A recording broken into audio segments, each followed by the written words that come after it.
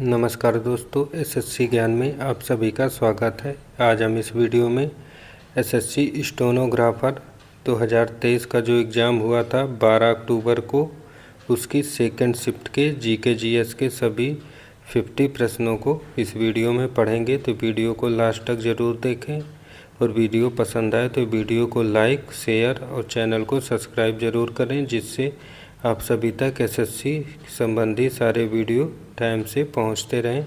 और अभी स्टेनोग्राफर के एग्ज़ाम में 1 महीने का वक्त है, तो आप लोग चैनल से जुड़ जाएं।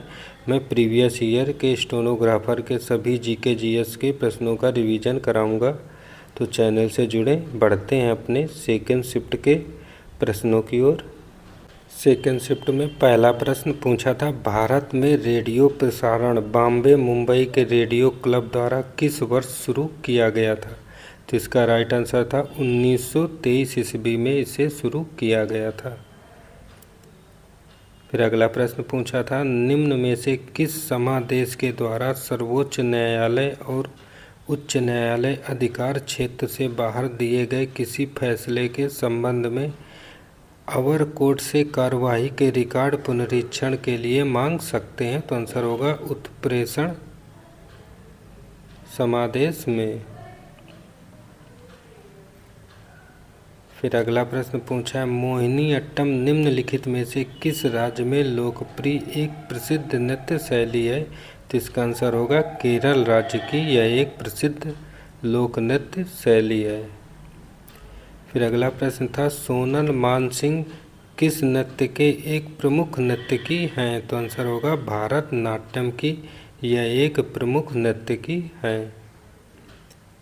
फिर अगला प्रश्न था, भारत के योजना आयोग 2011-12 के अनुसार राज्यों के किस समूह में गरीबी रेखा के नीचे की जनसंख्या का प्रतिशत सबसे कम है? तो आंसर होगा केरल और हिमाचल प्रदेश में सबसे कम है।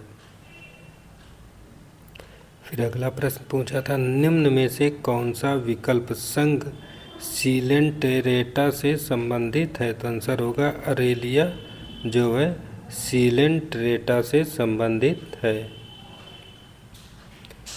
फिर अगला प्रश्न पूछा था, जनसंख्या घनत्व के घटक के संबंध में निम्न में से कौन सा राज्य असंगत है? तो इसका आंसर होगा अरुणाचल प्रदेश। फिर अगला प्रश्न था, जलीकट्टू खेल का संबंध निम्न में से किस राज्य से है? तो इसका आंसर होगा तमिलनाडु राज्य से। फिर अगला प्रश्न पूछा था, पंडित भीमसेन जोशी हिंदुस्तानी शास्त्रीय संगीत के किस रूप के प्रतिपादक थे? तो इसका आंसर होगा ख्याल शैली के यह प्रतिपादक थे। फिर अगला था, विद्युत जनरेटर और विद्युत मोटर किस सिद्धांत पर कार्य करते हैं? तो आंसर होगा क्रमशः फेलिंग के दाएं हाथ के नियम और बाएं हाथ के नियम पर कार्य करते हैं। फिर अगला प्रश्न था, निम्न में से कौन सी भारत में एकमात्र ऊर्ध्वाधर रूप से एकीकृत प्रमुख तांबा उत्पादक कंपनी है? तो आंसर होगा हिंदुस्तान कॉपर लिमिटेड। फिर अगला प्रश्न था, भौतिक विज्ञान पद का प्रतिपादन किसके द्वारा किया गया था? तो आंसर होगा विलियम हॉपकिंस द्वारा किया गया था। फिर अगला प्रश्न, त्रिशूल गंगा किस नदी की एक धारा है? तो आंसर होगा यह गंडक नदी की एक धारा है। फिर अगला था, निम्न में से किस शहर में भारत की पहली अंडर वाटर ट्रेन परियोजना शुरू की गई है? तो इसका आंसर होगा कोलकाता राज्य में। फिर अगला प्रश्न था, मानस, रणथंभौर, कान्हा और सुंदरवन क्या हैं? तो आंसर होगा यह राष्ट्रीय उद्यान है। फिर अगला था, गोदावरी नदी का अपवाह बेसिन भारत के निम्न में से किन राज्यों में फैला हुआ है? तो आंसर होगा छत्तीसगढ़, महाराष्ट्र, आंध्र प्रदेश, मध्य प्रदेश, कर्नाटक और ओडिशा राज्य में फैला हुआ है। अगला था, भगोरिया स्वांग निम्न में से किस त्यौहार से संबंधित है? तो आंसर होगा होली से। फिर अगला प्रश्न है, किस टीम ने यूईएफए यूरो कप 2020 फुटबॉल खिताब जीता था? तो आंसर होगा इटली ने जीता था। फिर अगला प्रश्न था, भारत वन स्थित रिपोर्ट 2021 के अनुसार किस समूह को कुल भौगोलिक क्षेत्र के 4,992 किलोमीटर को कवर करता है? तो आंसर होगा मैंग्रोव समूह कवर करता है। फिर अगला था, वृद्ध व्यक्तियों को मोतियाबिंद हो जाने पर क्या हो जाता है? तो आंसर होगा वृद्धावस्था में व्यक्तियों का क्रिस्टलीय लेंस दूधिया और धुंधला हो जाता है। फिर अगला प्रश्न था, निम्न में से किसे बांग्लादेश का जनक कहा जाता है? तो आंसर होगा शेख मुजीबुर रहमान को कहा जाता है। फिर अगला प्रश्न था, श्रीनिवास वर्धन को किस क्षेत्र में असाधारण और विशिष्ट सेवा के लिए वर्ष 2023 के पद्म विभूषण से सम्मानित किया गया था? तो आंसर होगा विज्ञान और अभियांत्रिकी के क्षेत्र में इन्हें किया गया था। योजना की शुरुआत से पहले भारत ने संरचनात्मक समायोजन नीतियों की शुरुआत की थी। तो इसका आंसर होगा 8वीं पंचवर्षीय योजना के दौरान की थी। अगला प्रश्न है, लेट बॉल, स्ट्रोक बॉल और नो लेट किस खेल का हिस्सा है? तो इसका आंसर होगा स्क्वैश खेल का यह तीनों शब्द हिस्सा है। अगला था, कम आय वाले परिवारों को गैर सूक्ष्म वित्त ऋण प्रदान करने के लिए मासिक घरेलू आय के प्रतिशत के रूप में परिवार के मासिक ऋण पुनर्भुगतान दायित्वों पर कितने प्रतिशत की सीमा होती है? तो इसका आंसर होगा 50% की सीमा होती है।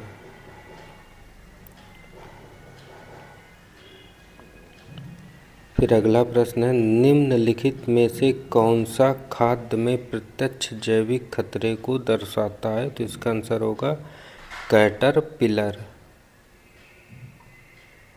फिर अगला प्रश्न, सदन की बैठक का पहला घंटा जो प्रश्न पूछने और उत्तर देने के लिए आवंटित किया जाता है क्या कहलाता है? तो इसका आंसर होगा प्रश्नकाल कहलाता है। फिर अगला प्रश्न है, निम्नलिखित में से कौन सा यूकेरियोटिक बहुकोशिकीय और स्वपोषी जीव है? तो इसका आंसर होगा पादप जीव।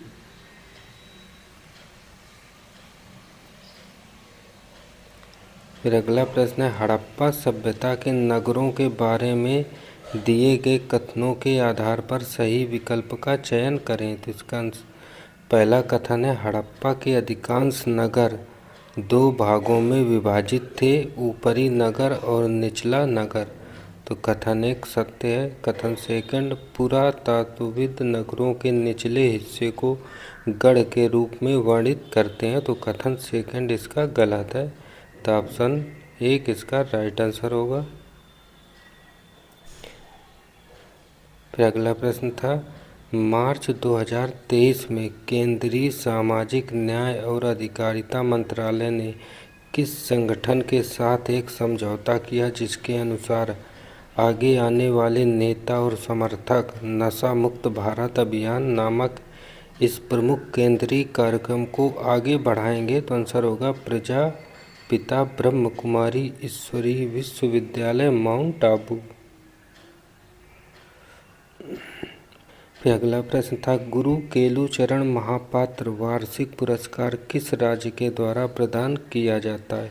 तो इसका राइट आंसर होगा ओडिशा राज्य के द्वारा प्रदान किया जाता है।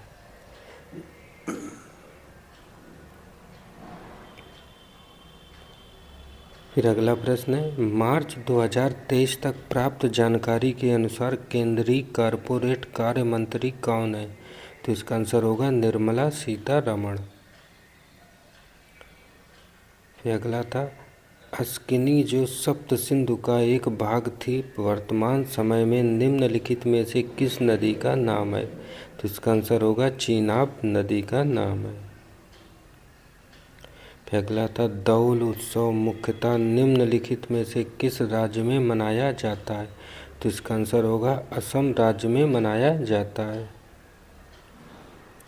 अगला था, इनमें से कौन मैला आंचल नामक उपन्यास के रचयिता हैं? तो आंसर होगा फणीश्वर नाथ रेणु।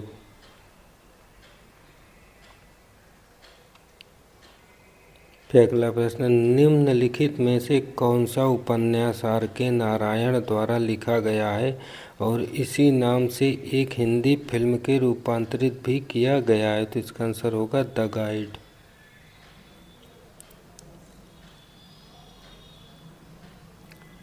फिर अगला प्रश्न, अधिकांश तारक केंद्रों में ट्रिपल सूक्ष्म नलिकाओं की एक संरचना होती है जो युग्म में मौजूद होती हैं और दोहराव के बाद लंबकोणतः व्यवस्थित होती हैं। तो आंसर होगा 9+0 के क्रम में संरचना होती है।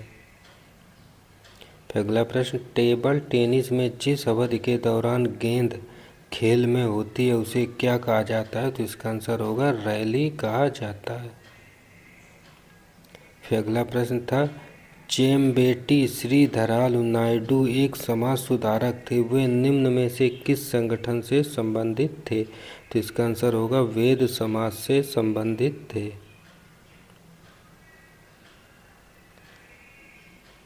फिर अगला प्रश्न, निम्नलिखित में से उस प्रक्रिया की पहचान कीजिए जिसमें रासायनिक अभिक्रिया शामिल नहीं है। तो इसका आंसर होगा नेल पॉलिश रिमूवर का शीतलन प्रभाव में रासायनिक अभिक्रिया शामिल नहीं है।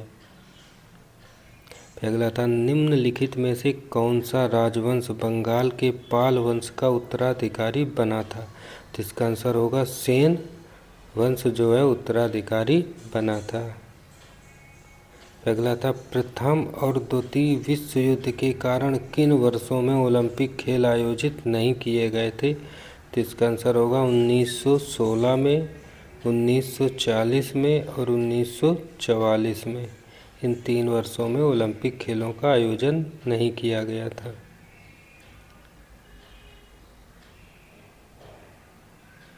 फिर अगला था, ख्याल के प्रतिपादक के रूप में पंडित भीमसेन जोशी किस संगीत घराने से संबंधित थे? तो इसका आंसर होगा किराना घराना से संबंधित थे। अगला था, ब्रिटिश औपनिवेशिक सरकार द्वारा भारत नाट्यम पर प्रतिबंध कब लगाया गया था? तो इसका आंसर होगा 1910 में प्रतिबंध लगाया गया था।